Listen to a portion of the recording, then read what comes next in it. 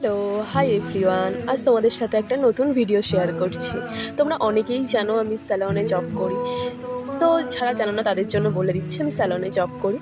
তা আজকে সারাদিন এত কাজের প্রেশার ছিল, তার মধ্যে একটু দুজনে তাড়াতাড়ি গিয়ে রেডি হয়ে নিচ্ছিলাম, কারণ এরপর আর টাইম হয়ে উঠবে না রেডি হওয়ার। তোমরা তো জানোই হাতে গোনা আর কটা দিন পুজোর বাকি।